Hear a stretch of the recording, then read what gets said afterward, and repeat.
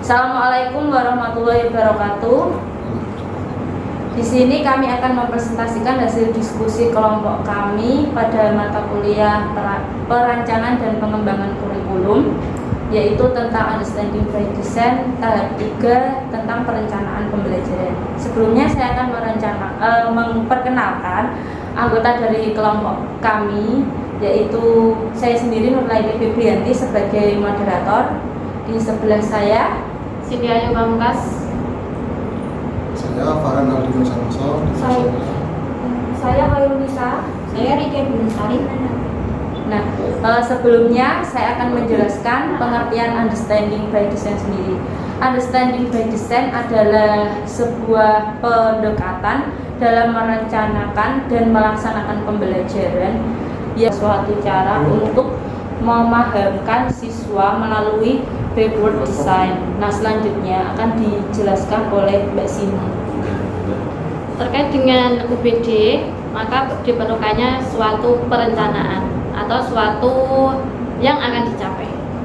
Sesuatu yang akan dicapai dalam UBD adalah kita merencanakan suatu tujuan yang akan dicapai untuk peserta didik agar pemahaman peserta didik dapat dipahami dengan baik dan sesuai yang dimiliki peserta didik. Kemudian untuk atau agar tujuan kita dapat tercapai, kita membutuhkan perencanaan yang baik. Perencanaan pembelajaran adalah suatu hal yang akan direncanakan atau suatu penyusunan perangkat pembelajaran yang akan diberikan pada peserta didik. Nah, hal-hal yang perlu disiapkan adalah perangkat pembelajaran, modul ajar, kemudian ada metode, penilaian, sampai alokasi waktu pembelajaran.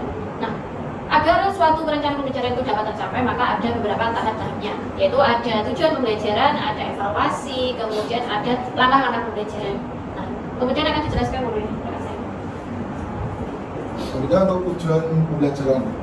Untuk tujuan pembelajaran adalah menguasai sepenuhnya materi, bahan ajar, metode, dan penggunaan alat dalam kegiatan pembelajaran.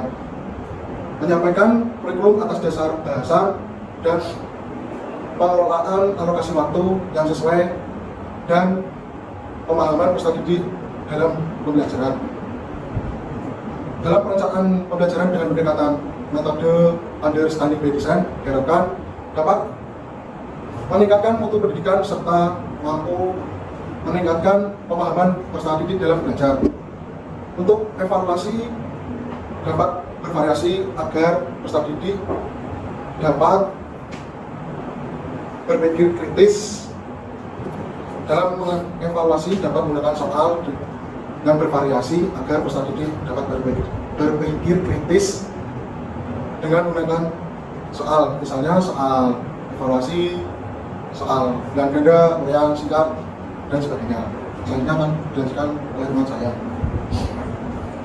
Kemudian ada langkah-langkah pembelajaran.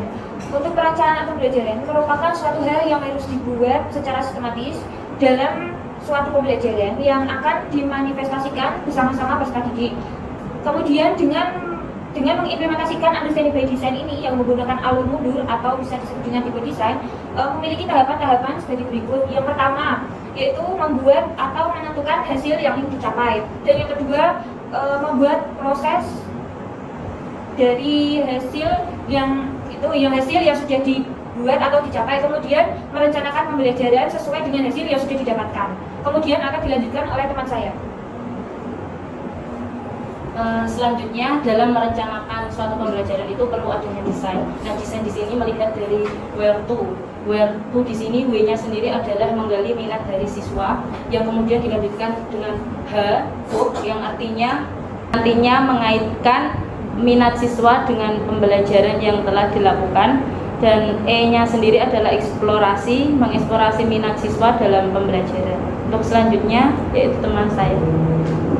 Yang pertama yaitu R di mana guru merevisi pekerjaan dan pemahaman peserta didik. Setelah itu, guru memberikan kebebasan kepada peserta didik untuk berpendapat secara bebas. Yang kedua yaitu E, di mana guru mengevaluasi pekerjaan siswa bersama-sama dengan peserta didik. Yang ketiga yaitu guru menyesuaikan kebutuhan minat yang dimiliki oleh siswa. Jadi guru dalam memberikan materi dapat sesuai dengan kebutuhan siswa. Yang keempat yaitu O, di mana guru dalam memberikan pembelajaran diharapkan suasana dalam pembelajaran menyenangkan agar pembelajaran dapat berjalan secara efektif.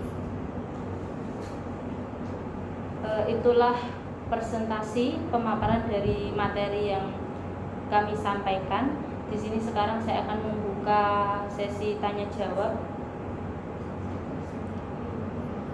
Saya izin bertanya, apa tantangan Anda sebagai calon guru dalam membangun pemahaman peserta didik melalui pendekatan UBD?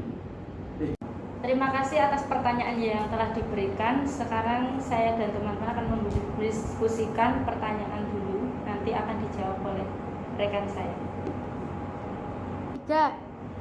Terima kasih atas pertanyaannya yang telah diberikan. Saya akan menjawab pertanyaannya tadi berkaitan dengan apa tantangan seorang guru dalam pembelajaran atau penerapan PD.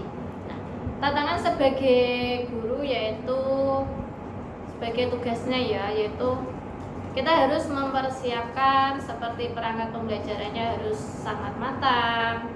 Kemudian kita juga harus merencanakan tujuan-tujuan yang akan dicapai oleh peserta didik berkaitan dengan kondisinya juga sesuai kondisi, kemudian minatnya juga.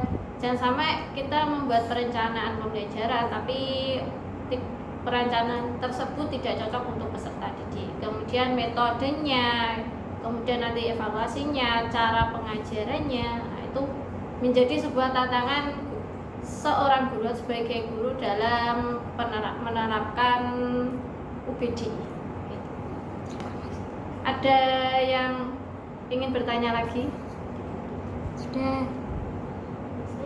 Sekian presentasi yang sudah kami sampaikan. Atas perhatiannya kami ucapkan terima kasih.